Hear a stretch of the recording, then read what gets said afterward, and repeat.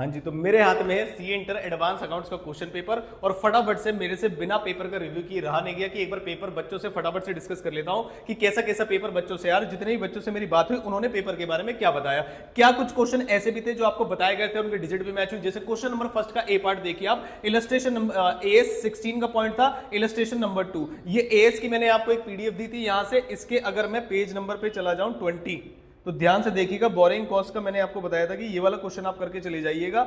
ये रहा एएस का बोरिंग कॉस्ट का, ये सुपर 40 की पीडीएफ है हमारी, इलस्ट्रेशन नंबर 2 है।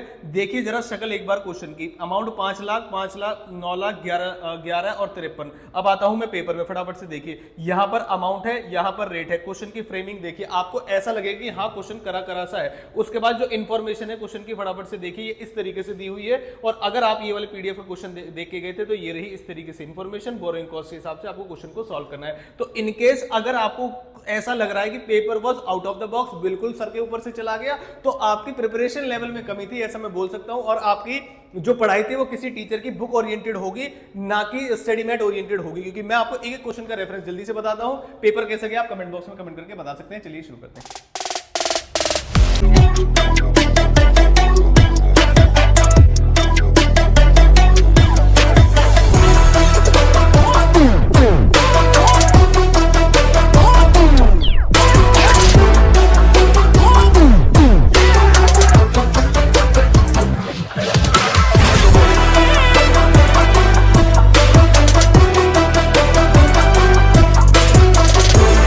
हाँ जी, तो फटाफट से मैं बताता हूं आपको पेपर कैसा गया है आपका। कमेंट बॉक्स में जैसे मैंने आपको बताया बताइएगा कि आपका पेपर कैसा गया। और जिन बच्चों ने लॉ की वीडियो अभी तक नहीं देखी है, इसका जो क्वेश्चन पेपर का पीडीएफ है वो भी आपको डिस्क्रिप्शन बॉक्स में मिल जाएगा। और दूसरा लॉ की नेक्स्ट पेपर की स्ट्रेटेजी वीडियो, चाहे आपका पेपर बहुत ज्यादा अच्छा गया, बहुत खराब गया, मैं पहले डिस्कस कर चुका हूं उस पर, उससे लॉ के पेपर पे कोई भी इंपैक्ट नहीं आना चाहिए आपका। बहुत सारे बच्चों से डिस्कस मत करिएगा। जितने बच्चों से मैंने डिस्कस किया है उन्होंने पेपर को बताया है कि sir paper was very lengthy, अगर मुझे पूरा पेपर आता तब भी मैं 3 घंटे में सॉल्व नहीं कर पाता। दूसरा कुछ बच्चों ने बोला कंसोलिडेटेड फाइनेंशियल स्टेटमेंट का जो क्वेश्चन था वो कुछ ऐसा था कि अगर मैं आधा घंटा लगाऊं 45 मिनट से या 1 घंटा लगाऊं, मुझसे सॉल्व नहीं होने वाला था या फाइनल आंसर नहीं आने वाला था। एएस के सिलेक्टेड क्वेश्चन, कुछ क्वेश्चन जो है वो ट्रिकी थे, समझ में नहीं आ रहा था क्या करना है। ऑन एन एवरेज जो फाइनल क्वेश्चन जो बच्चों ने निकाला वो था एवरेज। जैसे कि कैश फ्लो क्वेश्चन, अमालगमेशन का क्वेश्चन, इंटरनल रिकंस्ट्रक्शन का क्वेश्चन, बड़े जो क्वेश्चन थे वो बड़े इजी तरीके से आए। ब्रांच का क्वेश्चन जो है आपका फॉरेन ब्रांच वाला, वो भी अगर आप इलस्ट्रेशन 15-16 करके गए होगे तो मेरे हिसाब से paper was on an average. Paper अगर आपको शॉक कर रहा है तो इसका मतलब आपने 3 घंटे के पेपर करने की प्रैक्टिस नहीं की है या आप स्टडी मटेरियल ओरिएंटेड नहीं चले थे। मैं आपको फटाफट से बता दूं क्वेश्चन कहां से आया। जैसे ये 16 मैंने आपको पहले बताया कि ये हमारे एएस के सुपर 40 से भी आया। और अगर आप सुपर 40 को भी फॉलो नहीं करके गए तो मैं बताता हूं आपको, देखिए जरा, हालांकि मैंने सुपर 40 के नीचे लगाया हुआ था, ये है आरटीपी आपकी, जो किसी के सुपर 40 में देखने की जरूरत नहीं, इंस्टीट्यूट की वेबसाइट पे अवेलेबल होती है, लेटेस्ट अटेम्प्ट की आरटीपी। इसका भी बोरिंग कॉस्ट का अगर मैं क्वेश्चन दिखा दूं तो बिल्कुल क्वेश्चन की शक्ल आपको ऐसी दिखेगी जैसा कि आपके पेपर में आया है। ये देखिए, ये रहे यहाँ पर कितने 4 साल की इंफॉर्मेशन है, 1 2 3 4, और ये रही आपकी आरटीपी। हालांकि ये हमारे एएस 40 की लिस्ट में है नीचे ही, ये रहा 1 2 3 4। बिल्कुल क्वेश्चन की जो शक्ल है वो बिल्कुल ऐसी ही है। आई होप आप पेपर जो है स्टडी मेट ओरिएंटेड करके गए होंगे। नेक्स्ट जो क्वेश्चन था आपका, ये क्वेश्चन नंबर बी पार्ट है। ऐसा क्वेश्चन जो हमारे यहाँ पर एडवांस अकाउंट्स के फैकल्टी उन्होंने क्लास में ड्राफ्ट करके बनाया था, इसको मैं पीडीएफ में आपके डिस्क्रिप्शन बॉक्स में डाल दूंगा कि वो क्वेश्चन कैसा था। अगर जो बच्चे उन क्वेश्चन को करके, मतलब जो बच्चे यहाँ पढ़ाई करते हैं हमारे पास, वो बच्चे उसे शॉर्ट तरीके से करके आए होंगे, मैं डिस्क्रिप्शन बॉक्स में इसी क्वेश्चन के जस्ट बाद उसका सॉल्यूशन डाल दूंगा, मतलब पेपर के अंदर, तो आप वहां से चेक करिएगा। उसके बाद नेक्स्ट क्वेश्चन आया कंबाइंड क्वेश्चन, इलस्ट्रेशन नंबर 4 और 7 का क्वेश्चन किस चीज का पूछ रहा है देखिए जरा। यहां से आपको क्या करना है, इसमें इंटरनल रिकंस्ट्रक्शन का क्वेश्चन है। अगर आपको स्टडी मटेरियल की इलस्ट्रेशन 4 और 7 की एडजस्टमेंट्स को कंबाइंड कर दिया जाए तो आपको बहुत सिंपल क्वेश्चन था, बड़े आसानी से किया जा सकता था जैसा कि बच्चों ने बताया। नेक्स्ट क्वेश्चन A7 से था, कंस्ट्रक्शन कॉन्ट्रैक्ट का जो प्रैक्टिकल नंबर 11 है स्टडी मटेरियल का, अगर आपको वो आता होगा तो आप ये वाला क्वेश्चन भी बड़े आसानी से करके आए होंगे। नेक्स्ट क्वेश्चन कैश फ्लो का, मैं आपसे बोल दूं क्लास 12th का लेवल था। अगर किसी बच्चों से मैच नहीं हुआ तो इसका मतलब आपकी प्रैक्टिस नहीं है। किसी क्लास 12th के बच्चे को पेपर दे दीजिएगा कैश फ्लो का, आई होप वो मैच कर देगा। रीजन बिंग इसकी एडजस्टमेंट देखिए और मार्क्स देखिए। 7 नंबर का क्वेश्चन था और एडजस्टमेंट क्या थी, इनकम टैक्स पेड, मतलब एक अकाउंट बनेगा आपका पेड मेड वाला, प्रोविजन, डिवेंचर वाला, इन्वेस्टमेंट वाला, 3 अकाउंट ना भी बनाओगे तब भी काम चल जाएगा। मेरे हिसाब से आसानी से cash flow from operating activities में से निकाला जा सकता है। प्रैक्टिस की होगी तो आपको ये क्वेश्चन आता होगा। अगर आपने इसका AS3 का कोई भी क्वेश्चन लगा लीजिए, बड़ा बेसिक क्वेश्चन था, इसमें स्टडी मेट ओरिएंटेड होने की बिल्कुल भी जरूरत नहीं थी। कैसा भी क्वेश्चन आपने प्रैक्टिस करके गए हो तो आप इसे सॉल्व करके आ गए होंगे।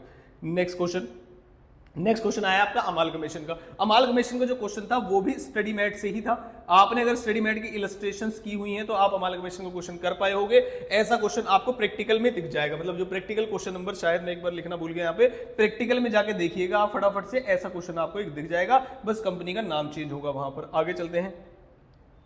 नेक्स्ट क्वेश्चन आया कंसोलिडेशन का। जैसा कि मैंने आपको बताया था, मैंने अपने इंपॉर्टेंट की लिस्ट में बिल्कुल नहीं रखा था। कंसोलिडेशन एक बहुत ही वास्ट कंसेप्ट है, क्वेश्चन पेपर में समय लगता है काम इसको पूरा सॉल्व करने में, तो आधे घंटे से ज्यादा कुछ बच्चों का खा गया होगा। ये बहुत बड़ा क्वेश्चन था, मेरे हिसाब से सॉल्व करने में काफी टाइम लगा होगा। नेक्स्ट आया आपका जो क्वेश्चन वो है AS19 से, और AS19 का ये जो क्वेश्चन है वो कंबाइंड तरीके से बनाया गया है। प्रैक्टिकल 11 और इलस्ट्रेशन 2 जिस बच्चे को आते होंगे बिल्कुल उसी की तरीके का क्वेश्चन है, उसी की तरीके की बिल्कुल एडजस्टमेंट है, तो आप इस क्वेश्चन को भी सॉल्व करके आए होंगे। नेक्स्ट AS का 20 का क्वेश्चन है, बेसिक क्वेश्चन था, इसमें आपको कुछ भी बहुत ज्यादा परेशानी वाली बात नहीं थी, रिक्वायरमेंट में कुछ भी क्वेश्चन में नहीं घुमाया, 4 नंबर फ्री के थे इसमें। AS25 इलस्ट्रेशन नंबर 16 से बिल्कुल मैच करती है।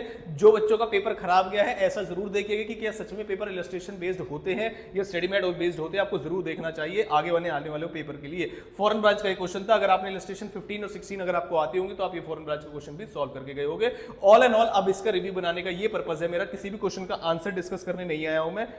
मेरा इस पेपर का रिव्यू बनाने का जो मेन पर्पस है वो ये है कि आप सभी बच्चे इस बात को समझे कि आपका स्टडी मैट ओरिएंटेड होना बहुत बहुत बहुत ही ज्यादा जरूरी है आगे रिमेनिंग आने वाले पेपर के लिए। जो बच्चे जिनका पेपर खराब गया है वो भी इसे देख रहे हैं, तो आप अपना मोटिवेशन बनाए रखिएगा। स्टडी मैट ओरिएंटेड पढ़ाई करनी चाहिए। Study mat, RTP, MTP, previous year question बहुत इंपॉर्टेंट होते हैं। जिन भी बच्चों ने लॉ की प्रिपरेशन वीडियो भी नहीं देखी है तो डिस्क्रिप्शन बॉक्स में जाकर देखिएगा कि लॉ की प्रिपरेशन वीडियो में कहां से स्टार्ट करना है, कैसे करना है, नोट्स कैसे लेने, फ्री लेक्चर्स कैसे लेने, सब कुछ आपको उस वीडियो में दिखाई दे देगा। यहां तक आगे तो वीडियो को लाइक, शेयर और कमेंट जरूर कर दीजिएगा। Thank you so much.